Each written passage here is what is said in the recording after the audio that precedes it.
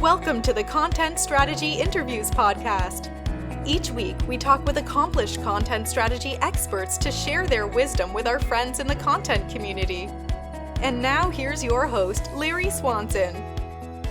Hey everyone, welcome to episode number 11 of the Content Strategy Interviews podcast. I'm really happy today to have with us Warren Etheredge. He's a Seattle-based film and writer and interview guy. He's got this ridiculously long list of accomplishments that include like founding the film school with the actor Tom Skerritt, the Red Badge Project, working with veterans to help them kind of deal with PTSD and other stuff through storytelling. But among this long list of things, but he still doesn't have a real job. Yeah, he still doesn't have a real job. But there was one intriguing thing. I was reading some old, local media stories about you. Mm-hmm. Monica Guzman wrote in the Seattle Times a while back that he's also trained as a doula. That's correct. What's the story there? I have a daughter. She's now 14 years old, and she was delivered the standard Western way. And after that, I met a woman who is a midwife and a doula, and I was surprised that given my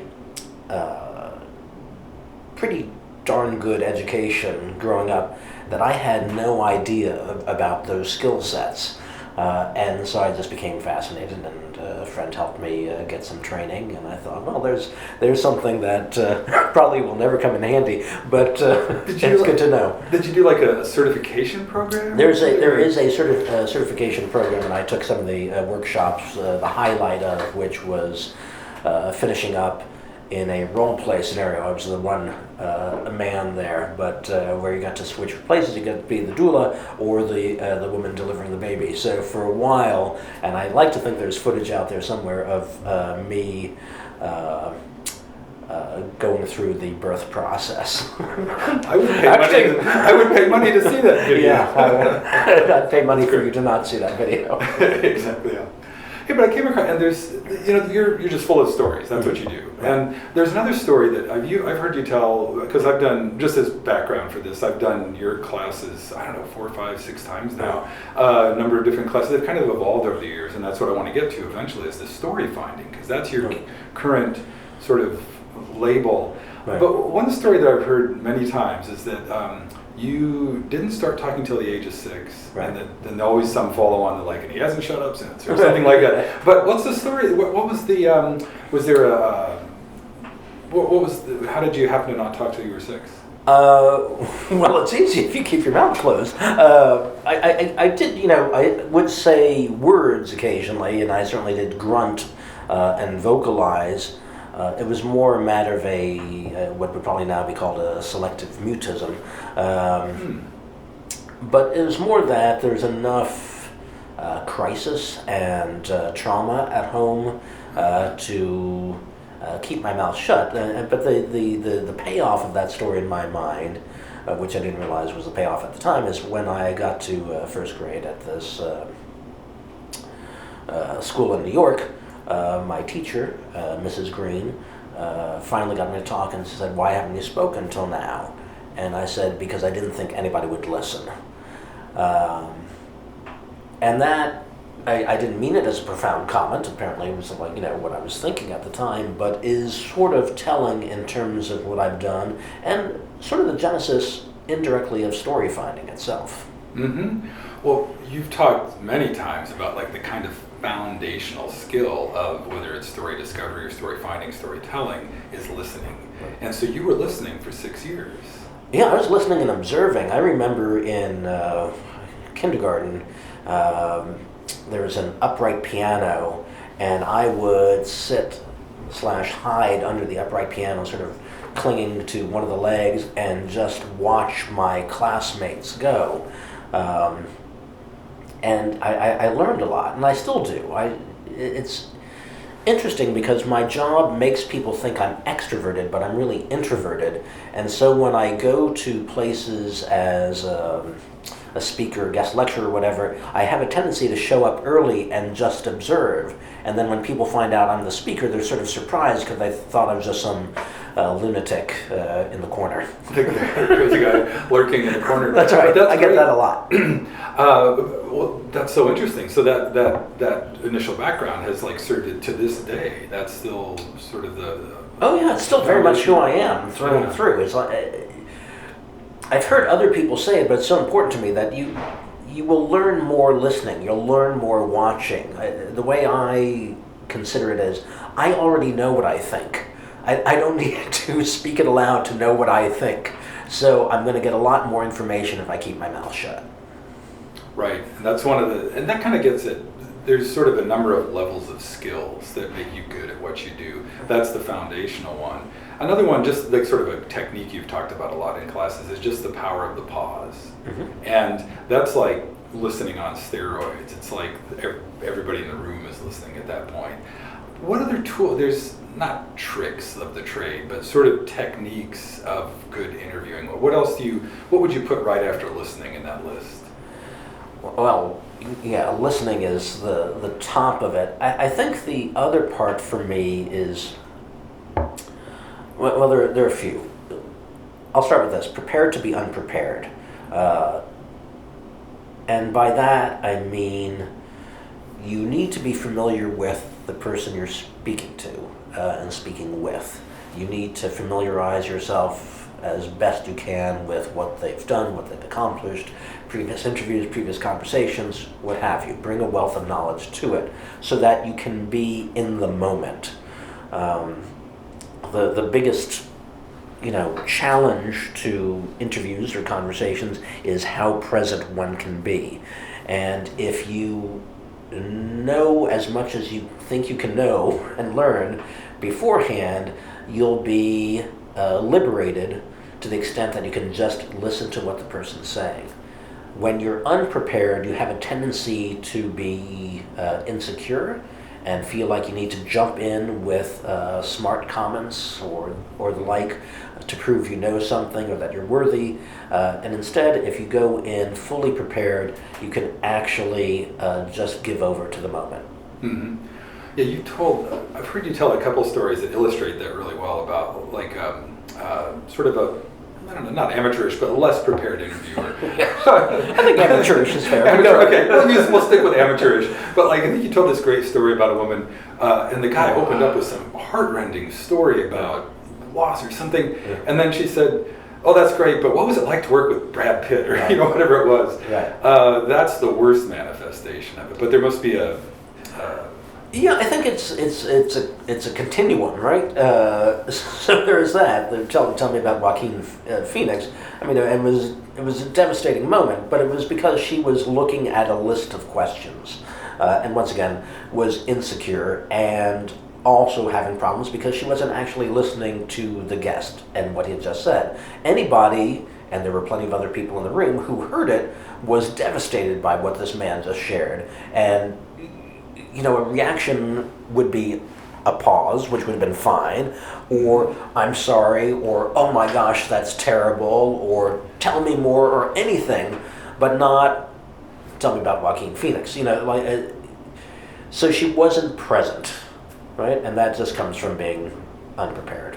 Right, and being that fully present in life. That's one of my other things is massage therapy. Right. And I've done that for years, and you literally can't do that without being fully present. Somebody's going to pick that up immediately. Same thing in an interview. You have to be 100% there to get their attention. So you talk about one of the other things you talk about, prepare to be unprepared. You've talked about get their attention, right. And I tried to do that with the story. This is like I've got to acknowledge the meta-ness of this interview because I had studied journalism, I've studied interviewing a lot, but you really have taken my interviewing to whatever extent I have any ability to talk to people well.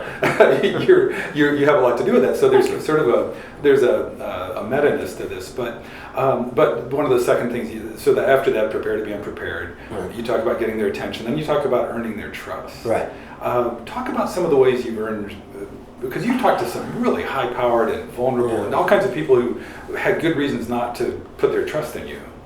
Yeah, getting someone's attention is relatively easy. It feels a little bit like a magic trick to me. Earning their winning their trust is a little bit more difficult, but it comes again from being prepared and present. I really think that's it. It's terrible to say, but so few humans have interactions that are present and committed to that particular moment where somebody is speaking and the other person is listening so that both parties feel heard. That's a rarity. So if you create that moment, people like it.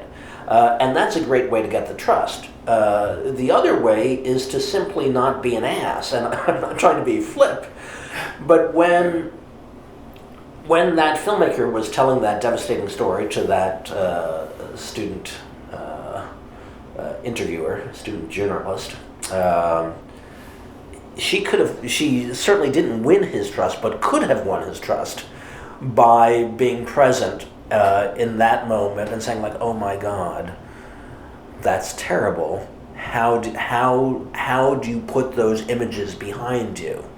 Anything along those lines, anything that sort of validated not just that she had heard him, but validated his emotional experience would have won his trust in some way. Or another possibility is to actually jump in with something that is your own experience, not trying to equate the two, but saying like, I know that in my past I experienced this and it was awful, and I find that I have trouble sleeping at night sometimes because those memories flash back to me. That would be honest, and it's a way to win somebody's trust. Mm-hmm. And build camaraderie. Right. And I know and I'm thinking of other possible response. Like I have a lot of friends who are, I can't remember anyhow how they fit together, but I have a lot of friends who are really good at just witnessing. When something like that comes up, they'll just reflect, and that's just one of those good listening skills. They'll just reflect back what they just heard, give it a minute to set in, and I mean, but there's but a genuine human response is going to be the thing that builds that trust rather than a checklist or a thing like that. And that's, again, to go a little bit meta, my intention in this podcast is to help people, ultimately be better content strategists, to be thoughtful about what they do with content. But everybody I've talked to so far has talked about storytelling as the foundational skill and the foundational element of all of that. And so I don't want to make this like a checklisty kind of interview, but I want to try to get for my folks as many sort of practical things that you can do, like listen, reflect, be authentic, and figure out how to earn their trust. Are there other sort of, maybe not technical or procedural or psychological things that you've figured out over the years? Well, I think, there are two parts to this. There's what I call storyfinding, which often comes from the interviewing or through the one's self-examination, trying to figure out what the story actually is. I always get a little concerned because there's a lot of talk around storytelling now, and storytelling is a skill, it's a craft, and at times it can be elevated to an art. But you can't tell a story until you know what the story is. And I find that most people don't actually know what the story is before they start.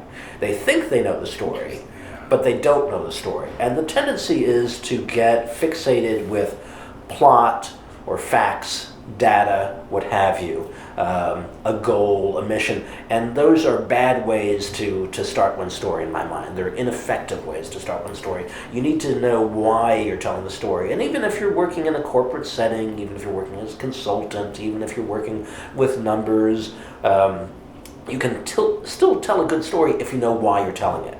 But if you just try to create a narrative arc around your agenda, you're screwed. Mm-hmm.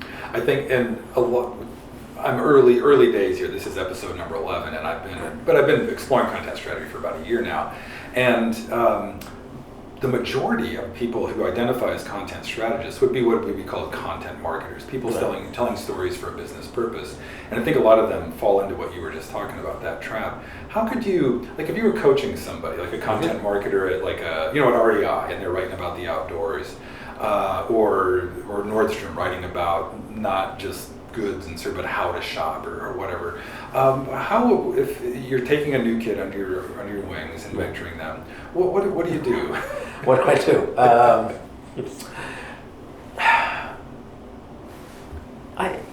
I hope this answers your question.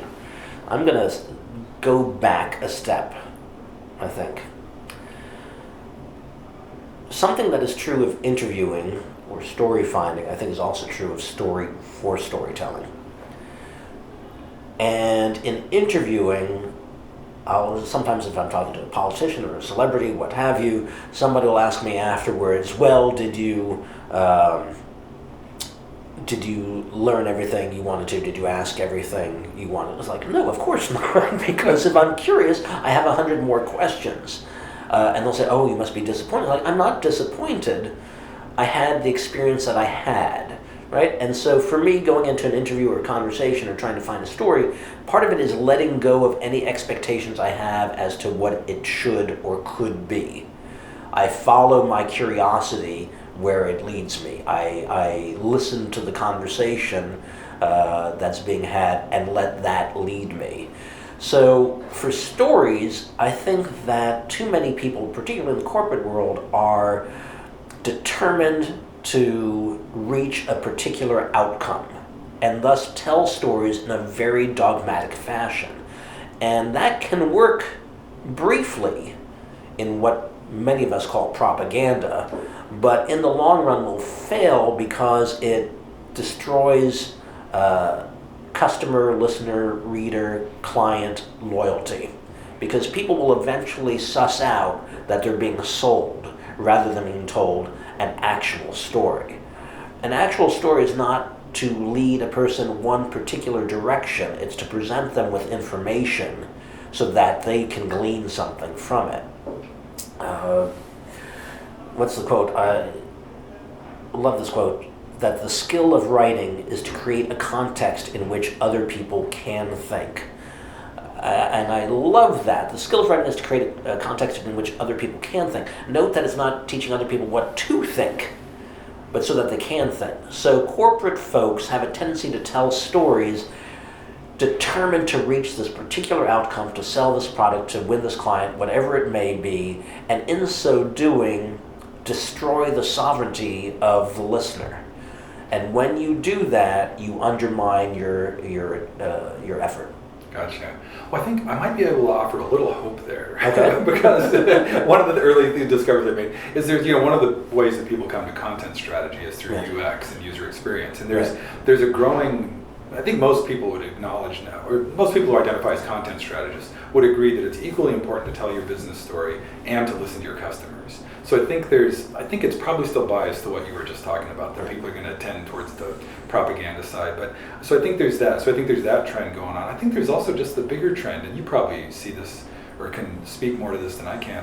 I think people can sense bullshit really quickly now, and so being truly authentic is so important. And all these things you're talking about speak to that. Yeah, nothing replaces honesty. It sounds silly, and sometimes I feel a little earthy, crunchy, which does not fit my exterior character. But yeah, honesty, and where I see it proven constantly is my work with the Red Badge Project is one in which I work with combat vets coping with PTSD, whether they're Vietnam era or current service folks. And I work with some active duty special forces guys and gals. And many of them may not be skilled storytellers in the way that we would consider most people to be that. They would not be content strategists or content marketers or anything like that. They're just men and women who've had some amazing experiences and some awful experiences, obviously. When they tell their stories, no matter how they tell them, grammar, all that stuff goes out the window. The second someone's being honest, everybody listens. Everybody listens. I hate that you could hear a pin drop, but I don't have a better cliche to replace it right now. But that happens. If somebody's being honest, everything stops. So whether it's at Red Badge or screenwriting class, or even in a corporate office, when somebody finally decides to be honest, everybody listens. So we can do a better job as listeners if we're interviewers and story finders, but storytellers can do a better job by being more honest at the outset. And that flipping that from the finding, the discovery, to Right. telling the story, you've talked about, well, actually, I came across a quote.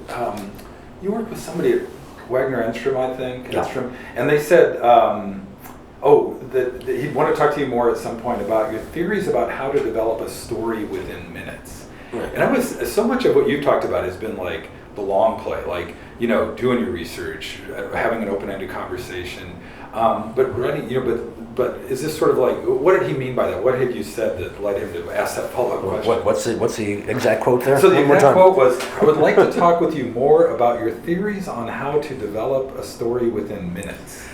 Ooh. I think if anybody who's ever been on a deadline would love to have you. Usually, I would think that I'm the better prepared because I would know my own life better. I'm not familiar with that question. Okay. So I have to find it, but I like it. I have, as we discussed, I've been watching, listening, observing humans and human behavior from the time I was very, very young. Over the years, I developed my own system for how to take that information and turn it into story with a nugget and conflict grid, which are things that I created simply so I could wrap my head around not just the action of a story, but the internal emotional conflict of a story. And having done it long enough, I can spot story and create story relatively quickly if I know what the character, individual, businesses, key emotional element may be. Got it. Wait, tell me more. You said the nugget and the Yeah, there are two things I do: the nugget and the conflict grid, and the conflict grid would be near impossible to explain in podcast form, but nugget's a little easier, and it's a question that drives a story, and it's not some grand, thoughtful academic question. What were the causes leading into World War I? I don't care, and they're not like. It's not about climate change. It's not about man's inhumanity to man. It's not any of that stuff. It's all personal stuff. It's individually driven questions that become universal. Am I good? Am I honest? Am I brave? Am I loved? Am I loving? Am I lovable? Am I significant? Am I worthy? Do I matter? Am I trusting? Am I trustworthy? Am I honest? Am I just? Am I merciful? Am I compassionate? Am I right? Am I special? On and on and on and on. But these questions that are clearly first person are questions that no one else can answer. You have to answer that question. All right? So if you know what that question is, whether it's for an individual telling her or his story, or whether it's for a company telling its story, you need to know what that driving question is. There's this awful cliche in writing texts and writing classes, write what you know. I hate that. It should be write what you're desperate to understand. And any of those questions, the am I good, am I just, am I loving, etc., any of those questions are ones that are personal and many of us are desperate to understand. Right, and then to understand those to understand which of those questions to ask of any one person, do you have what's your approach there? Do you? Well, the storyteller has to determine it, and if I'm helping somebody else or some other company tell their story, the goal is to interview someone to get to what that element may be, but it presents itself pretty quickly. Right. I mean, the amazing thing is that people think that they have these great facades, but if you ask 5 questions, can generally start to see what's going on at the core. But you have to be paying attention. And you don't have to ask what's going on for you emotionally. Do you feel good about yourself? You don't have to ask that. You can ask anything, and a person's response will tell you most of what you need to know. Right. What you just said. That how do you feel about this? That's Right. like the classic journalist question. Have you worked with journalists much? Because those Yeah. are some of the biggest storytellers. Yeah, well, I mean, journalism is I want to be careful because I love journalists and I still believe it's a profession. I still believe there are people doing it with integrity. It's a different type of storytelling that many journalists do. It's, there's a difference between reporting and storytelling. So Right. you have to be careful, because essentially part of the issue now, with people disbelieving parts of the media, come from a belief that they're being told stories rather than having somebody be honest with them. And it's true. Like, no matter what your political bent is, it's hard to watch TV and not question, is there an agenda here? How many anchors or reporters can you actually see on television or hear on air and feel like, no, I think they're giving it to me straight? It's tough. Right. Well, that's something we're all wrestling with now, is how to sush out the we're all developing pretty good, I think, authenticity and honesty filters. But do you have any little tricks that you use as you consume the media? Like, are there like kinds of sources or things you look for to find trustworthy information? I like to triangulate my news. I like to listen to people I disagree with, because once again, I already know what I think, and I know what like-minded people think. So I like to hear from I was about to say the opposition, but that's exactly the thing we have to get away from. It's not the opposition, it's just another viewpoint. And then if you can get a third party, like BBC, all the better, and try to figure out where the truth lies. But I do believe there is truth out there, and there is truth in reporting. But I'd say, listen for reporting versus storytelling. They're very different things. You should, whether I will listen to CNN or Fox, there are many times where an agenda or bias is apparent. And every once in a while you'll run into somebody who's actually a journalist, right? And on either of those networks. And you can tell in a second, because it comes with the fact that they're saying things that clearly other people at the network don't like. Watch the reactions of other people on air, and you'll see, oh. So, you quick come to the chase, or just look for the unpopular reporter on the staff and listen to that.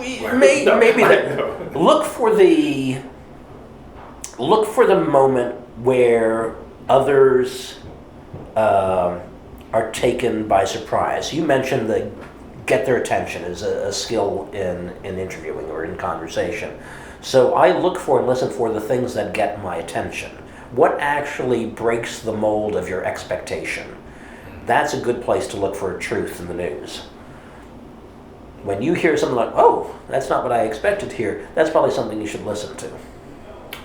Right, because there's so many cookie cutter, I feel like I could write tomorrow's news today.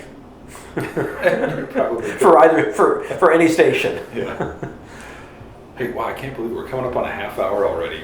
But hey, let me ask you, I ask this of everyone at the end of these interviews, did I miss anything? Is there anything you're just desperate to share with the world that I somehow didn't bring up today?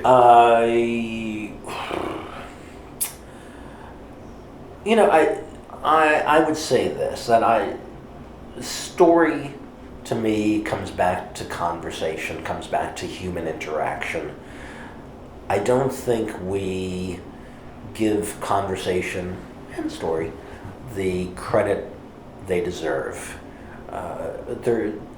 Good conversation is a gift. It's always a gift. This interview is a gift. When you ask me to do this, of course I'll do it. A, because I like you. B, because you've been very supportive. And C, because the thought of a good, provocative conversation is thrilling to me. So enjoy that. And it doesn't have to be an interview on a podcast. I know we've become a society of broadcasters, and maybe we should pull back a little bit on that. But just do it at home. And so the thing I always urge people to do is, if you have a friend, a loved one, a spouse, whatever at home, kids, go home, ask them how their day was, don't take as an answer, and when they respond, ask a follow-up question, and another follow-up question, and another follow-up question. And if you do that and you actually listen and you pursue the truth that that person is sharing with you, you'll find your life enriched within moments and without spending a penny. Thank you for listening. Tune in next week for another content strategy interview.